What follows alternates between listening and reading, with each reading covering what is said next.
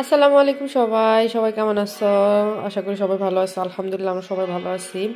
আমি আজ বিকালে নাস্তার জন্য বানাবো মোগলাই পরোটা। তার জন্য আমি এই জায়গায় আটা নিয়ে নিছি, আর লাগবে লবণ, ডিম। এই জায়গায় আমি পেঁয়াজ আর কাঁচামরিচ নিয়ে নিছি, এটারে আমি চপারে চপ করে নেব। আর ডো বানানোর জন্য নিছি পানি। তো আমি ডোটা বানাই নেই, তারপরে আমি তোমাদের দেখাবো কীভাবে করতে হয়। দেখো আমি ডিমটা ভালো করে ফাটাই নিচ্ছি। আমি পেঁয়াজ আর কাঁচামরিচ দিয়ে এর মধ্যে সামান্য একটু লবণ আর সামান্য একটু হলুদ দিয়ে আমি ডিমটা ফাটাই নিচ্ছি। এই জায়গায় আমার ডোটাও রেস্ট নিয়ে নিচ্ছে, এই জায়গায় এক্সট্রা আটা নিয়ে নিচ্ছি। এখন আমি পরোটা বানিয়ে নিব। এ দেখো আমি একটা বড় রুটির মতো বানিয়ে নিছি। এর থিননেসটা দেখো, খুব বেশি পাতলাও হবে না, খুব বেশি মোটাও হবে না। তো আমি এখন এর মধ্যে ডিমটা দিয়ে দেব, ডিমের মিশ্রণটা দিব।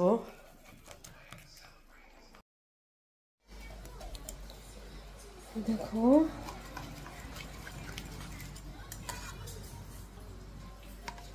ডিম দিয়ে দিলাম, তারপর একটু ছড়াইয়ে দিব।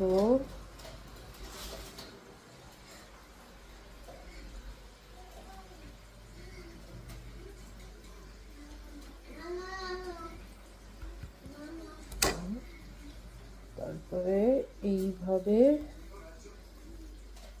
ভাঁজ করে পরোটার মতো করে নেব।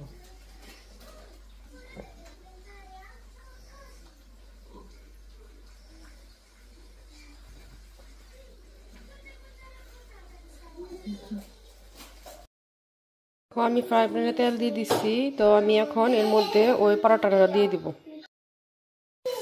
দেখো আমি পরোটাটা দিয়ে দিচ্ছি, মোগলাই পরোটাটা। এখন আমি এটা আস্তে আস্তে ফ্রাই করে নেব। এই দেখো আমার মোগলাই পরোটা ফ্রাই এটা হয়ে গেছে। এই দেখো আমি আমার মোগলাই পরোটাটা বানিয়ে ফেলছি। সামান্য পেঁয়াজ, শসা আর কেচাপের সাথে পরিবেশন করছি। দেখো কেমন লাগতেছে।